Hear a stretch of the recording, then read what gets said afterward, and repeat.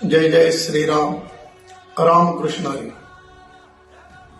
धर्माचे पालन करणे पाखंड खंड, याची आम्हा करणे काम बीज वाढवावे नाम.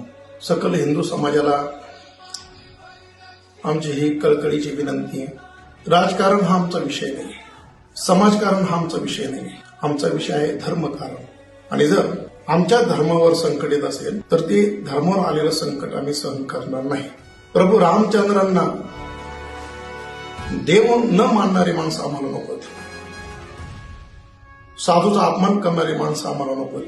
धर्म वाढवणारे, धर्म जोपासणारे, देवावर संतांवर प्रेम करणारी माणसं आम्हाला हवीत. जे देवावर प्रेम करतात, धर्मावर प्रेम करतात, साधूवर प्रेम करतात, तेच माणसं खऱ्या अर्थानं समाजाला सुखी करू शकतात.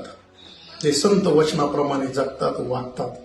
जर ते देवाचा अपमान करू शकतात, साधूचा अपमान करू शकतात, धर्माचा अपमान करू शकतात, तर सामान्याची काय व्यथा आहे? सामान्याचा विचार तर होऊ शकत नाही. आणि म्हणून आता येत्या 20 तारखेला सर्वांनी मतदानाचा हक्क बजवायचा आहे. जे धर्माला अनुकूल असतील, जे राष्ट्रहिताला अनुकूल असतील, देशहिताला अनुकूल असतील, अशीच माणसं आपण निवडून द्यायची. आम्ही कुठला पक्षाचा प्रचार करत नाही, ठराविक व्यक्तीचा प्रचार करत नाही. सर्वांविषयी आमच्या अंतःकरणामध्ये प्रेम आहे, आदर आहे.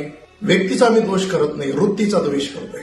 आणि धर्माला अनुकूल, देवाला अनुकूल, संताला अनुकूल आणि सर्व समाजाला अनुकूल अशी माणसं आपल्याला का निवडून द्यायची? त्याचं कारण सगळा समाज सुखी असला पाहिजे, सगळे आनंदी असले पाहिजे. सर्व समाज सुखी करण्याचे विचार फक्त संतांजवळ आहेत. हिंदू वैदिक सनातन धर्मामध्ये हा धर्मच सर्वांना सुखी करू शकतो. आणि म्हणून सर्वांना ही विनंती आहे. आज संपूर्ण साधू समाज, मग आखाडा असेल, वारकरी संप्रदायातील सर्व अध्वर्यू मंडळी असतील, पूजनीय मंडळी असतील, सर्व मंडळी या विषयात बोलतायत. त्याचं कारण हा धर्माचा प्रश्न आणि धर्मावर येऊन ठेपलाय म्हणून. आणि म्हणूनच पुन्हा अशी वेळ येणार नाही. वेळ गेल्यानंतर पश्चाताप करण्यात अर्थ नाही, कारण नंतर काही शिल्लक राहत नाही. नुसता पश्चाताप बाकी शिल्लक राहील.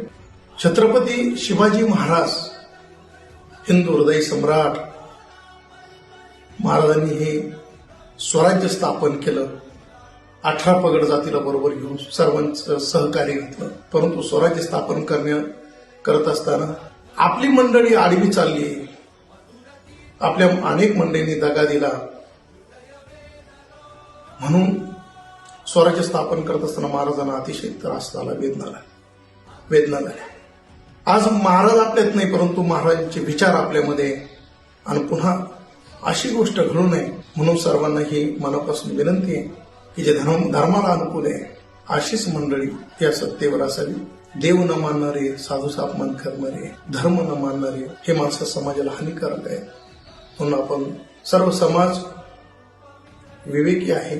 चांगलं काय, वाईट काय, योग्य काय, अयोग्य काय हे आपल्याला कळतं. आणि योग्य ते निर्णय आपण घ्यावा अशी आपल्या सर्वांना विनंती. जय जय श्रीराम, जय जय श्रीराम, जय जय श्रीराम. रामकृष्ण हरी.